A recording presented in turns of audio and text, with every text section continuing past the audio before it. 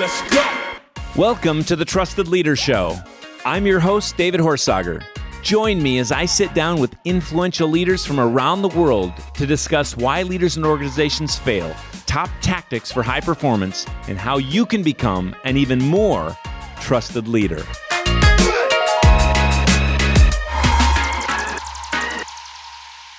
Welcome to the Trusted Leader Show. It's David Horsager. I've got a special guest today, Joel Block. Welcome to the show. David, how are you? Hey, nice to see you today. Yes, Joel's a good friend. I'm doing great, Joel. But Joel is, let me tell you a little bit about him, a futurist, longtime venture capitalist, hedge fund manager. He lives kind of in a Shark Tank world like on TV. Since selling his publishing company to a Fortune 500, Joel's cage-rattling keynotes expose Wall Street insights and the inside track on high-velocity innovation. He really tries to empower business executives and their teams to disrupt their competitors' future. And, you know, he's a brilliant guy. I am so excited to have you. Maybe a couple more thoughts just on who Joel Block is, and then we're going to get into your trends. Well, I started in the CPA world as a youngster at Price Waterhouse. I was not a soldier. It was not a fit for me. If I didn't quit, I'd been fired for sure. But I did work on a couple of accounts that really kind of got me all excited. I was working on a big syndication company. This is a company that like raises money and goes and buys assets. And I thought, you know what? I don't want to do tax work, but I want to be a deal maker like these guys. And sure enough, I left the firm and set up a little company met another guy. We raised some money, bought a building, raised some more money, bought another building. We just kept calling on guys to give us money. And, sure enough, over time, we had raised millions of dollars. And then after that was kind of winding down, I raised $10 million and started a little media company that I ended up selling to a Fortune 500. So I've just constantly been kind of looking forward in time and on the leading edge. And now I do a lot of media and I make a lot of predictions, and I've done pretty good. Well, you sure have. Well, let's get into that. Your new report, Competing on Capital 2021, 29 Trends for Maximizing Sales and Optimizing Profits in the Next Decade. Let's take a look at this. You have a lot of experience, both being on boards, VCs, hedge fund, watching information, really being an advisor to many CEOs and leaders around the world. So I'm interested, and I think others will be very interested in this report. Let's take a look, first of all, at just maybe a couple things that jumped out to you. Well, do you want to talk about what I like, or you're welcome to pick what you like? I'm going to ask you a few things that I like, but I want to hear a few things that you like first. Okay. Listen, we write this report for the clients of our firm, for friends of our firm like you, and then you can share with your friends, of course. And so we just look at things that we think are going on. A lot of these things are people on Wall Street are talking about, and just bring them to middle America, and because the largest companies get this kind of intel, but the middle-sized ones typically do not. So to me, the biggest thing is really all the fallout from the work from home phenomenon. This is the biggest one of all. And what I see happening here, work from home is here to stay. Now, that doesn't mean that everybody's going to work from home every day, but probably 50% of the people are going to, for some reason or another, end up being home. So there may be an A team and a B team that come out on Tuesdays and Thursdays or Wednesdays and Fridays or whatever they do. So it's a great time to buy into office commercial space, right? Well, not exactly. And we'll get to that. I think in Minneapolis, by the way, as one trend, I think normally downtown was 80 to 90% occupied. And in January this year, I think I heard 16% occupied. Well, here's the thing. For professional investors, this is an opportunity. For non-professional investors, maybe not so much. But for guys like me, I run a mastermind of all hedge fund managers. I advise these guys and tell them what kinds of assets they should be buying. And, let's look at the implications of work from home. Let's say that it is 50%, just for whatever reason. If 50% of the people are not going downtown to work, let's look at the implications on traffic. And then who wins and who loses? It's pretty good. Consumers win on traffic because it's awesome, right? Less people on the freeway. And I'm in Los Angeles, which is especially terrible. And the roads are busy and it's a long distance. But what about the impact, let's say, on gasoline?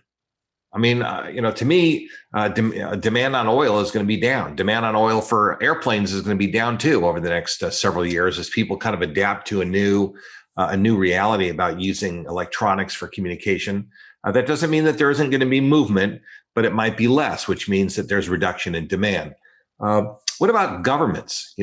When there's less cars on the road, sounds to me like there'll be less speeding tickets, less traffic tickets, less parking tickets, less collection of tax on parking spaces in urban areas. And then we'll look at real estate. Real estate, for example, when you think about a company needing only half the amount of space, that's what you're talking about. Now, the reason it's 16% is because there was a flight from urban, which is just that was kind of a short-term thing, but it's going to go back to something around 50%. That means restaurants are going to be down by 50%. It means that shoe shiners are going to be down by 50%. There's a lot of implications. And as a venture capitalist, as a professional investor, we do an analysis and we look at different segments and what kinds of things do we want to bet on. And that's what I do is I place bets. So what are some of the opportunities that you see right now?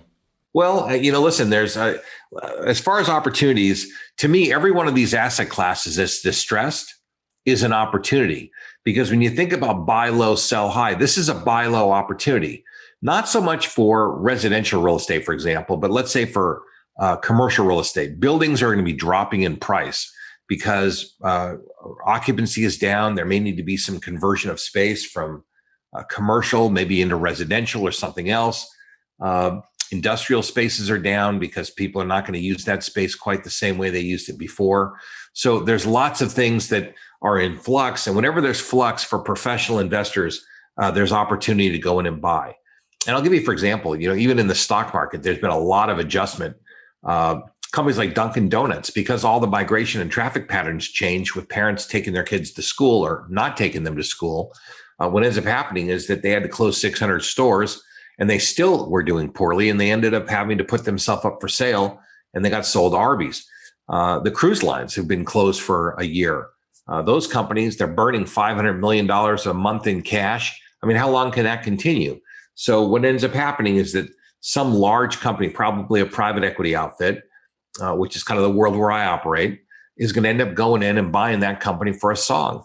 And that's just what's going to happen. So there'll be this shuffle. Carnival and these other companies are not going to go away, but they may not survive the same ownership. So everything that's bad is an opportunity for somebody. Good quote. Tell me about the fruit. Just starting at that number one, fruit trees topple treadmills. You know what? This is the second most important one. So you picked an excellent one, and that's why we put it as number one.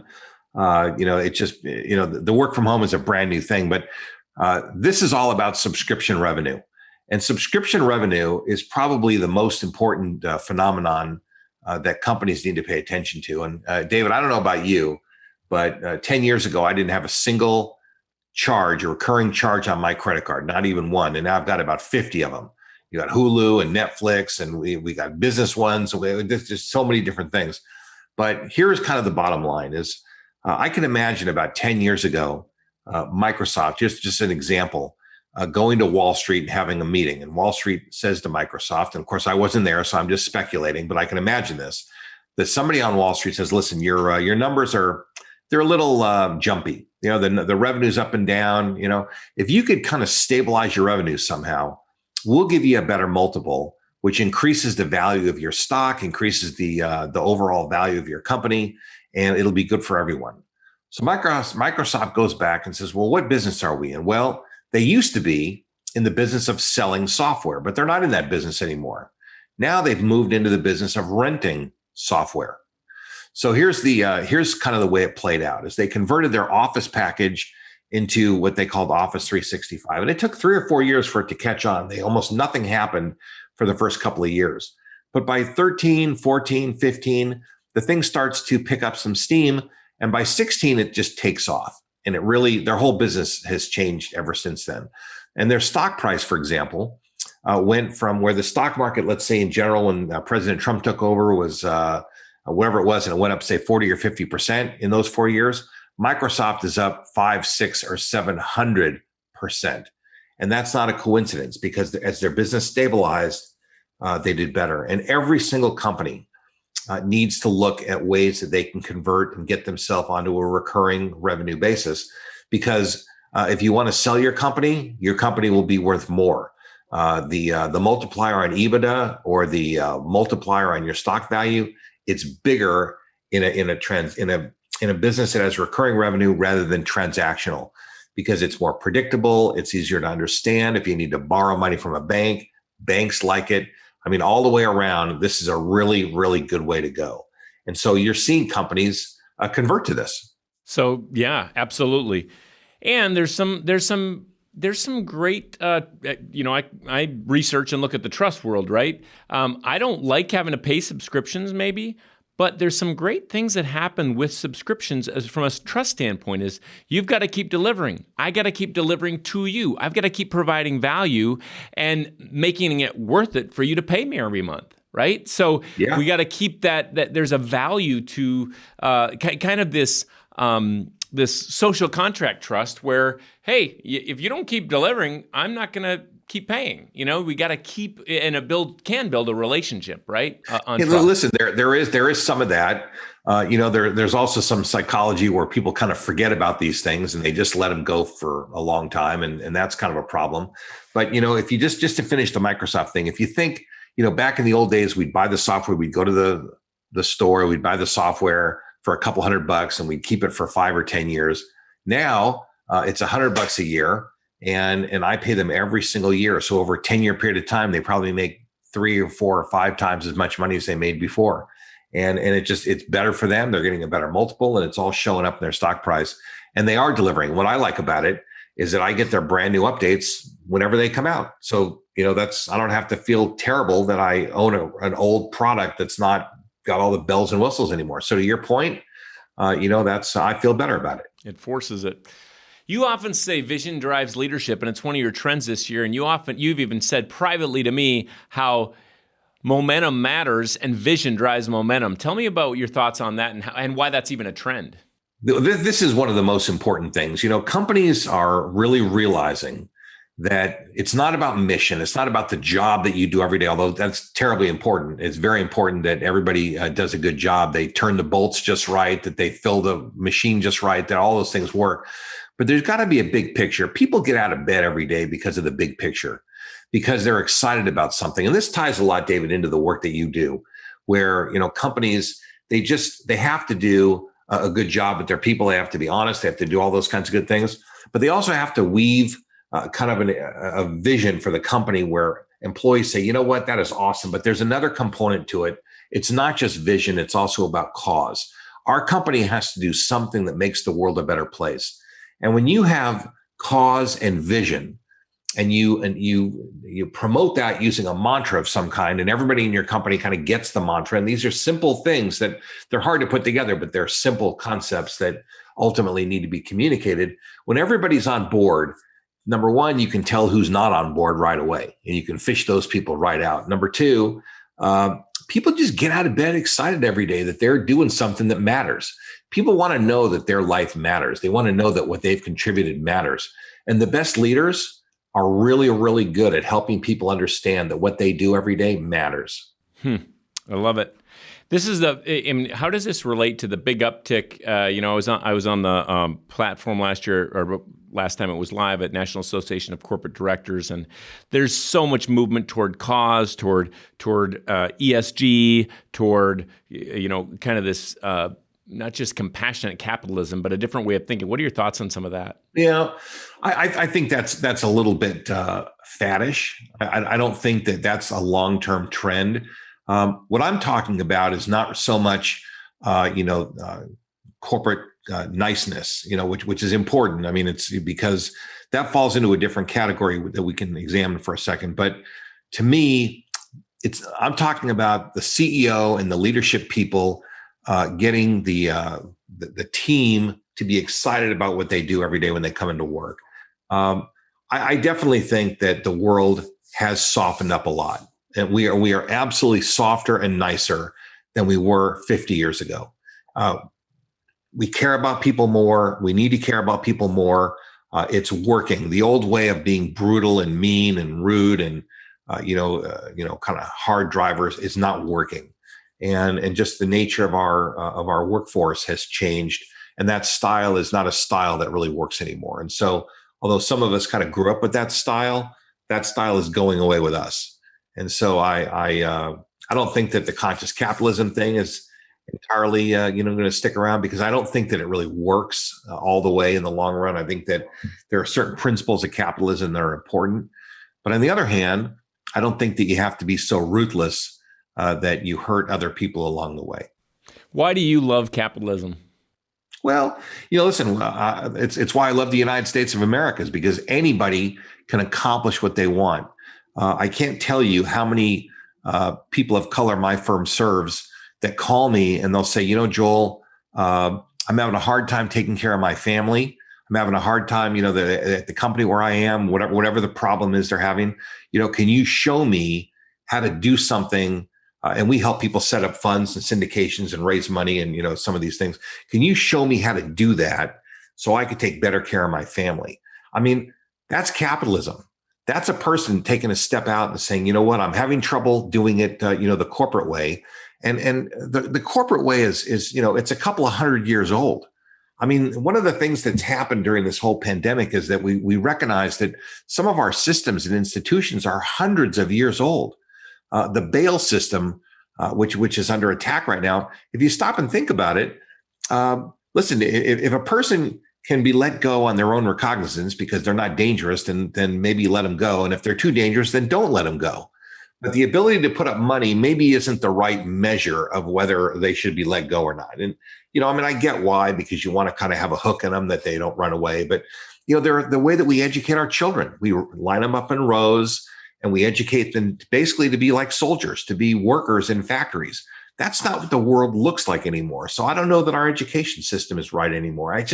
I worry that we're not really on the right track. And to me, capitalism really helps to straighten a lot of these things out if we work it the right way.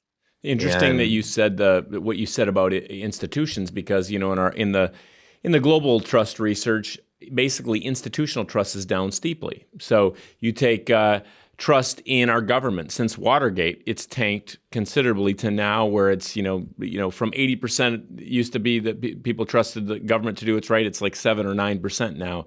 It's going to be at an all-time low now after what's happened in the last couple of months. Well, all kinds of things, but big institutions are not as trusted, except for, I'll just think like food. Like we want to know what's grown right next door. We don't trust big food out there, maybe, or we don't trust education. You just brought up education. One of the trends right now from a trust perspective is big education is less trusted. They want, charter or private or homeschooling has taken a big uptick.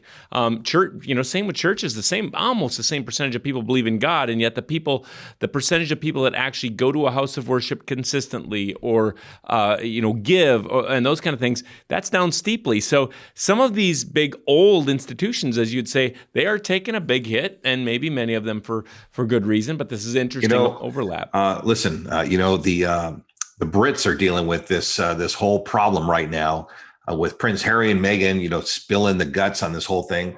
This could bring the whole monarchy down, because if young people in Britain are anything like young people here in the United States of America, that's an event, that's a cataclysmic event that could make them say this is a real anachronism. It just doesn't have any place in our society. And I look at it as an American and I wonder what the deal is. I get all the pomp and circumstance, but, that's the kind of thing that could really take them down. And, to me, the way that the future works, we don't just slowly change our attitudes over time.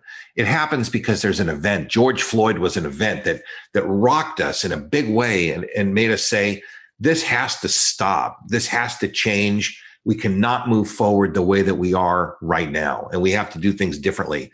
And that's the way that everything is. Everything is focused on an event. There have been so many events where people have seen companies act badly, religious institutions act badly, where they don't police themselves properly, where the lobbying and the money, and this all kind of falls into another category that I call them business rules. And it's another trend, by the way. And one of the things that I talk about often is that when it comes to money, everything's rigged. Absolutely everything is rigged. Now, it doesn't mean rigged in an illegal way. So nobody's going to jail, but every single company has the right to write their own business rules. And they can say, hey, listen, here's how we want to work with customers. Some companies are very fair about that. Some companies are very egregious about how they write their rules. Now, just to tell you, these rules exist in every area of our life. And in a place like Las Vegas, we all know it's rigged. We all know that the house is supposed to win. And in fact, it's so common that we don't even call it rigged. We just call it the house advantage. And we just go there and we go, well, we know how it is, but we're going to play and it's going to be fun. And we know that those hotels weren't built by winners. Right? Exactly. But we do it anyway. But we don't expect it when it comes to a bank or when it comes to, a food maker or when it comes to a credit card or an insurance company. We don't really understand that those companies are making rules that suit them. They're not really designed to suit us. And we all really have to educate ourselves about how these rules work. And I would say that for the business listeners of this show, it's critically important that companies reevaluate their business rules to make sure that they're not egregious because, and this is why it's a trend, is because consumers have a lot of power using social media. And when they're mad, they can cause a real firestorm. And that's embarrassing to companies, and then companies retrench and then back down and do something different. So these are some of the things that I notice, and hopefully are helpful to the listeners of the show. I have so many questions for you. I want to jump into something that I didn't see as a specific trend on its own. Then I want to get to a few more trends if you have time. Are you doing okay? No time constraint. Okay. Well, you talked about money, so just jump to Bitcoin right now. What's the trend there? What do you think? Well, I think that fiat money, which is dollar bills, it's government issued money, really is probably getting ready to go out. It's really kind of going out of fashion. A better kind of money is really necessary, but for a lot of reasons, the government doesn't want that to happen. It's very difficult for the government to track and tax money the way that Bitcoin moves between people. It's almost impossible. The government is 20 or 30 years behind in computers and technology and all these kinds of things. And although it probably is better, you have this yin and yang, this kind of like fight between the government and the private sector. And, ultimately the private sector will win. But there are a lot of things that the government can do to put roadblocks in the way for 20 or 30 years to slow it down. Ultimately, they will not win. Ultimately, regulation will always lose out to whatever the will of the people is. But it might take some number of years before that comes to be. Hey, it's Ann with the Trust Edge team here. As you know, we are passionate about helping you and your team perform at your best. And that's why David wrote his new book, Trusted Leader. This true-to-life parable follows the story of a CEO who uncovers the root issue threatening his organization's success. And in the back half of the book, David provides a roadmap for even how to solve those root issues. Get Trusted Leader for your team, your organization, or even just for yourself at trustedleaderbook.com. So let's take a jump here to what I saw as number 10 in the trends, and that was leaders are casting directors. In a way, haven't they always been? And what do you mean by that? Well, they've always been, but it's getting more and more important. And it's getting more important because people are specialists. They're not generalists anymore. And the more specialized a job becomes, the more important it is to cast the right person into that job. You don't want to put a person who's got a marketing personality into a selling job. And vice versa, the same. You don't want to put a selling person into a marketing job because those people are not going to be optimized in their responsibility. Now, that's not to say when a person is young that you don't want to give a young person the opportunity to experience multiple different departments. But by the time you're 35 or 40 years old, you need to kind of pick a lane and start going down that lane. And that's how you make the most money that you can make. And that's how a company is benefited as well.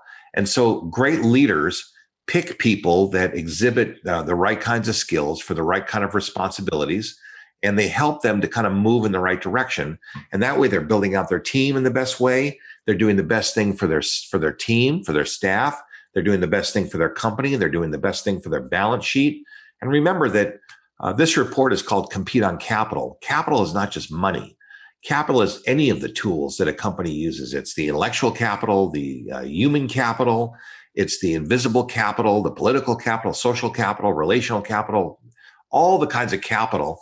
And this report, takes 4 or 5 trends from each of 5 or 6 different categories and examines it. Because, listen, a great golfer doesn't play great golf just by bringing a driver and a putter.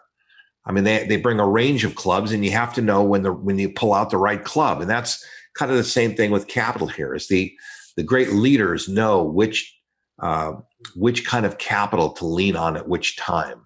Now, I happen to believe that money is the fuel. It's kind of the main driver that makes it work, but it's not the only one. Every other one of those is critically important. So there are trends in here for most of the members of any company's team.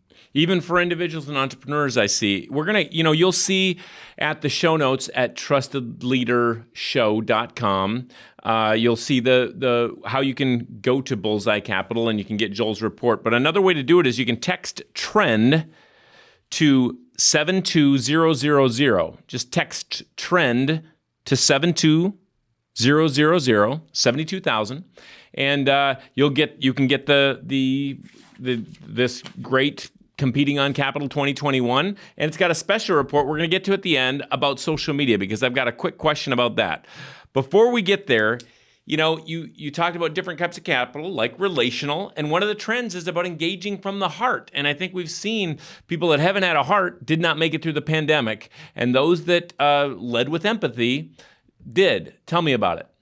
Well, listen, I think that, as we talked about a few minutes ago, the world has gotten a little softer. And it hasn't gotten so soft that we all lay down and we don't try to make money. I mean, I'm not saying that it's gone that far, but the world is a softer, nicer, kinder place. And people want to be treated with more respect. All people, every kind of person needs to be treated with more respect. We're a society that, in order for us to get along, everybody has to be treated well. It's not in any of our interests to keep anybody down or penalize people, because that's just more burden for the rest of us to carry.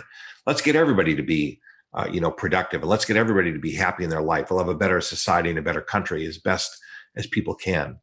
But, that's really the engage from the heart concept is really, let's just slow down a minute and take a look, and let's help people to just feel better about themselves, do better, be better. And I think all the way around that it's an important thing. Great. You talk a lot about disruption, and that's what you've been about helping even disrupt competitors for your clients. The 14th trend is all about disruption. What can you say about that? Well, constant disruption is the new normal. Is that we have to remember that the world is changing fast. It's changing faster than it's ever changed, and it's changing faster for a couple of reasons.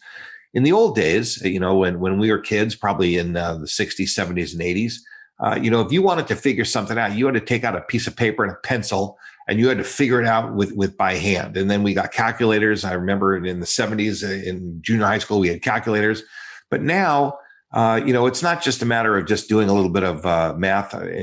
Computers are doing this at incredible rates of speed. And now with artificial intelligence and all the other tools that exist, decisions and progress are moving at record pace. I mean, nothing has ever happened like this before.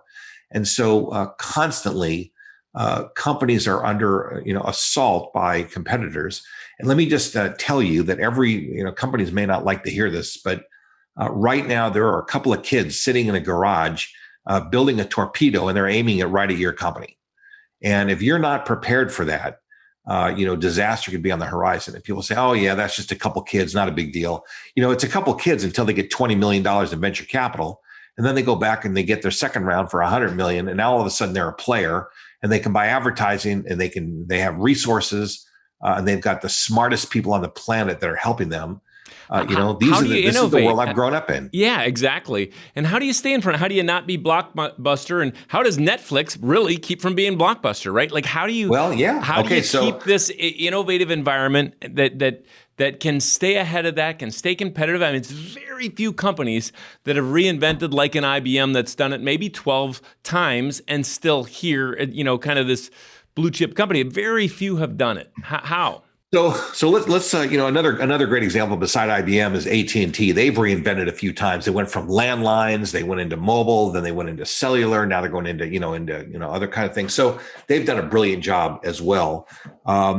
But other companies, let's say Amazon, they don't keep reinventing. They just keep raising the bar. So they're different things. One is keep reinventing. The other one, Amazon, first they come out with books online. And then they come out with other consumables online. Then they come out with their AWS, cloud platform, and then movies and all these different things that they keep adding on. So they just keep raising the bar higher and higher, and they've done a good job. And so companies need to recognize that there are those two different things that are happening. But the most important thing that companies can do, whether they know how to do it or not, is they need to ask really hard questions. And by the way, this trend report at the end of every trend has a hard question that a board should sit around and ask about their company. And, you can at least do some preliminary work by yourself. Now, you might need some professional help, to make some predictions and things, just like I made some predictions about how some of these different industries are going to unfold. That's a lot of what we do. But companies should at least take a stab by themselves. The second thing is there's a lot of things that companies can do. Number one, they have to pay attention to the ecosystem in which they operate. They cannot be so insular that they're looking internally all the time. And they need to be constantly looking out. What other companies are in our space? What companies might come into our space? What are other companies in our space doing? What do we need to be doing differently? They need to analyze what they're doing. In fact, we developed a tool, we call it disruption algorithm. And we actually put information about issues, if we invent something, we'll build an algorithm for that. And if a competitor builds something, we'll put that information into the algorithm, and it'll spit out a score and tell us how dangerous this thing is for us and how much we need to pay attention to it. Some companies will go as far as buying a competitor, or they may go as far as investing in getting a piece of the action in a competitor, because better to own a little bit of it than to be wiped out by it. So there's a lot of strategies that companies can use, a little bit beyond the scope of this discussion, but there's a lot of places that companies can go. And the one thing they should not do is put their head in the sand and just throw up their hands and say, I don't know what to do. It's not going to work out. If that's the case, fold down the tent.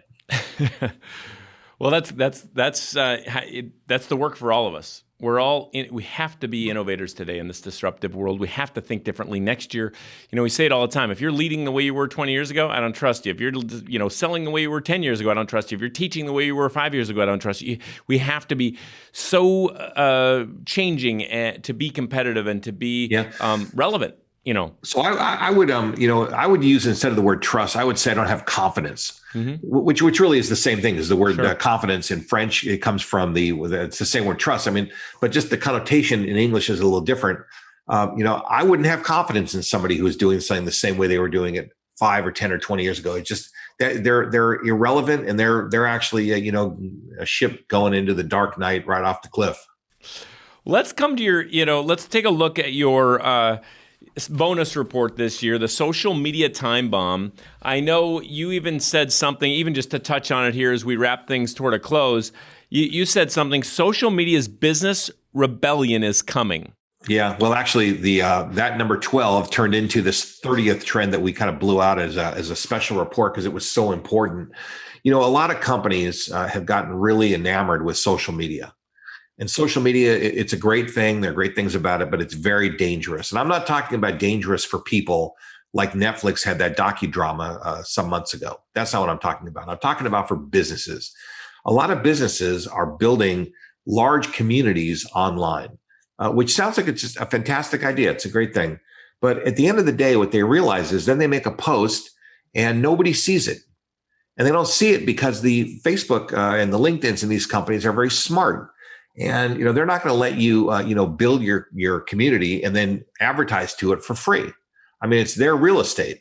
And so one of the questions I ask people is, would you build a multi-million-dollar mansion on real estate that you rent on a month-to-month basis? Nobody would do that. That's ridiculous. But that's what they're doing on Facebook, is they're building these communities on real estate that they do not own and they don't have any control over.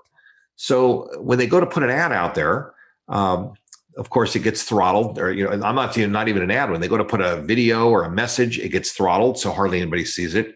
And then they pay and still hardly anybody sees it because people are inundated with, many things. You're not the only thing in their feed. So they're seeing all this other stuff. And so your message is getting lost in a sea of other things, and it's a big mess. And then if you decide you want to migrate to another platform, you can't take the people with you because you don't have email addresses, you don't know who they are. So the most important lesson for companies is they have to pull their communities off Facebook and into their own ecosystem. And, David, if you and I went fishing, we'd put the line in the water and a fish would come on and would bite the hook. We wouldn't leave the fish in the water. We would pull the fish out of the water and put it into the boat. And that's what companies need to learn how to do. They need to learn how to hook the people using social media and then bring them into their own ecosystem in some other way. And is that ecosystem? And that's really important. Is that going to be a your own built social platform just for your community? Is that going to be live, email? How are you going to stay in touch and build that community? At a minimum, people are so used to going to Facebook. Are they going to come to your little ecosystem and mine? Well, they it's not that they may not come there, but let's say that they go to Facebook, they look at some stuff. But if you have something important and you want to send it to the people, you want to be able to control the sending part. So that means that if people come into your ecosystem and you bring them into your world, at the least, you could send them an email. I mean, there are maybe tools that are developing that already exist that are better, but at the very least, if you don't pull these people into your own orbit, your own ecosystem, the whole planetary thing about whatever your company is, big or small, you're not going to have the ability to communicate with people on your terms. You're going to always be subject to somebody else. And, large companies are just fantastic at protecting their IP. They protect all their stuff. They have lost control of the communication, the relationship with their customers. And talk about a breakdown in trust. That's a really serious place, because if you can't communicate with your people, you can't let them know what they need to know about you when you want them to know it. And it's very problematic. Well, there is a whole lot more here. For those of you interested, you can text TREND to 72000, 72000, and you can get Joel's whole Trend Kit 2021 and the bonus social media kit and a whole lot more. I'm going to give you the bonus round questions that we often ask, just a few of them at least, just because that'll be fun. Before we get there, where else can we find more about Joel Block? You know what? Go to joelblock.com. Yep. That's it. joelblock.com. Very simple. Love it. And in your own advice, come to your own place. Don't go here on LinkedIn first or there on whatever, even though I know you're on those places. That's it. All right, let's jump in here just a little bit for fun. What's a favorite book or resource right now? I like nonfiction, although I haven't read recently. I just listen to a lot of podcasts. I listen to the Wall Street Journal every single day. There's a couple other ones, Business Wars, which are the strategies that different companies have used over time to go to war and battle. There's a couple leadership podcasts that I like. I mean, there's some podcasting is spectacular. I just love it. I love what we're doing right now, and I love to consume them as well. Great. Do you have a favorite like tech gadget or app right now? God, there's probably, let me look at my phone here real quick, because I got so many I can't even hardly remember. But you know what? I'll tell you, there is for my business. I use Zoom. I get the transcripts all set up on Otter, and then I put everything into Evernote. So everything is everywhere I go. I mean, I really love the cloud computing thing where everything is in one place. I can send you a link to the note, and then all the transcripts, the links, everything is in one place. I love that system. It works great for me. Love it. If you're going to give someone a piece of advice today, one piece of advice for, let's say, leaders. Well, I think that based on what I just said, earlier today, is number one, people need to be specialized. It's in their interest to be specialized, and show them some care. Demonstrate that you care about them. It's not enough to be visionary. It's not enough to just to lead and direct and be the good casting director, but you have to care about people. People need a little bit of attention. People they're good, they're live, they're real, and they just need a little bit of TLC. Care. Yep. Humanized. So you can find more about Joel Block at joelblock.com. You can text TREND to 72000. Last question of the day, Joel. It's the Trusted Leader Show. Who's the leader you trust and why? I trust my attorney. He's not a famous person, but he gives me good advice. I trust his advice. I understand the parameters of our relationship. There's not a lot of conflict. There's not a lot of phony baloney there. It's real, and we have a really good relationship, and we do a lot of work together. So, I need a lot of protection, and he provides me a lot of protection. Love it. Nothing like it. You can find all these ideas in show notes. I will say this about that, you're trusting your attorney. There's nothing like having a great team that you can trust around you, right? From attorney to financial to advisors to mastermind. We've been in a mastermind group together, so no doubt about that. So for anything mentioned in the episode, just go to trustedleadershow.com for the show notes. This has been the Trusted Leader Show with Joel Block. Thank you for being here. Until next time, stay trusted.